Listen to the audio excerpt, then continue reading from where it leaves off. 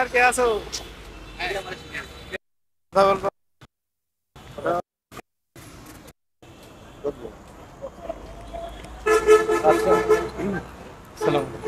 বর্তমান প্রেক্ষিতে দেশে যে স্বৈরাচার অমুক এগুলো দমন করার পরে তোমরা থেমেছিল না, তোমরা দেখলাম যে ট্রাফিকের ভূমিকাও পালন করলা, এখানে খুব প্রশংসা পেলা।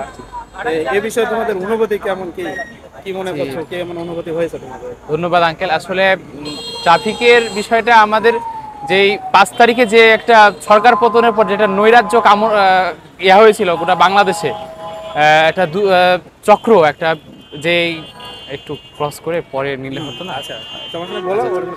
যেই যে একটা চক্র আমাদের যেই ধ্বংসযজ্ঞ চালালো গোটা বাংলাদেশ ব্যাপী, তো সেই ধ্বংসযজ্ঞ চালানোর মাধ্যমে যে ক্ষয়ক্ষতি হয়েছিল, গোটা রাস্তাঘাটে যে স্তূপ জমে গেছিল পুরা হ্যাঁ বাংলাদেশে, তো সেগুলো আমরা পরিষ্কার করেছি। তার পাশাপাশি আমাদের বানেশ্বর প্রেক্ষাপটের এখানে এই জায়গাগুলোতে আমরা বৃক্ষরোপণ করেছি, যেখানে যেখানে অনেক ময়লা আবর্জনা হয়েছিল।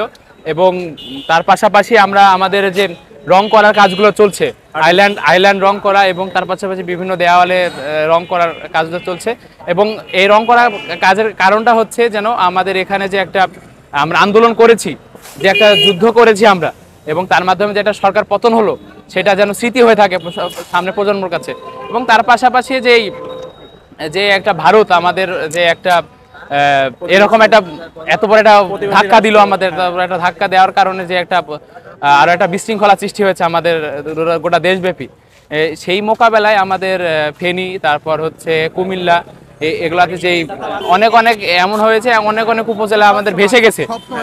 হ্যাঁ, এবং এমনকি ফেনীকে ডেড বলে ঘোষণা করছে অনেক মানুষজন, ফেনী শহরটাকে। তো সেই জায়গা থেকে আমরা চাচ্ছি আমাদের এক ব্রাঞ্চ 2200 যেটা হচ্ছে বাংলাদেশ ইয়াংস্টার অর্গানাইজেশন, আমাদের একটা ব্রাঞ্চ ওখানে কাজ করছে স্টিল নাও, কুমিল্লার একটা ব্রাঞ্চ ওখানে কাজ করছে, এবং তার পাশে হ্যাঁ স্পটে গিয়ে উদ্ধার কাজের কাজ করছে। এবং তার পাশাপাশি ফরিদপুর যে ব্রাঞ্চটা ছিল, সেই ব্রাঞ্চটাও কালকে রাতে ত্রাণ খাবার নিয়ে ওখানে পৌঁছাইছে। এবং আমাদের এখান থেকেও আমরা সামনে শুক্রবার থেকে শনিবার আমরা এখান থেকে রওনা দিব। আমরা এখান থেকে 5 জনের বা 6 জনের একটা সদস্য যাব। এখান থেকে শুকনা খাবার থেকে শুরু করে যেমন চিরা মুড়ি এগুলো আমরা নিয়ে যাব, এবং স্যানিটারি প্যাড ওখানে যেটা মহিলাদের জন্য খুব প্রয়োজন।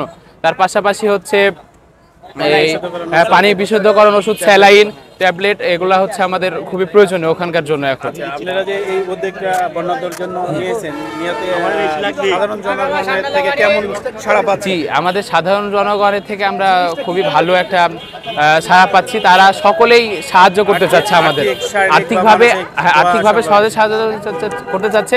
তার পাশাপাশি আমরা বিভিন্ন মসজিদ কালেকশন করেছি জুম্মার দিনে কালকে, এবং আমাদের এমন আমরা সাড়া পাচ্ছি, আমাদের স্থানীয় গ্রাম পর্যায়ের মানুষরা বলছে তোমরা আমাদের থেকে গ্রাম থেকে চাল ডাল আমরা যা পারি, আমরা মহিলা যা পারি তা দিয়ে তোমাদের সাহায্য করবো।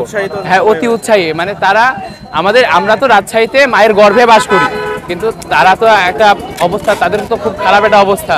এবং 13 বছর পর ফেনীতে আজকে যে বন্যা হচ্ছে, ভয়াবহ আকার ধারণ করছে।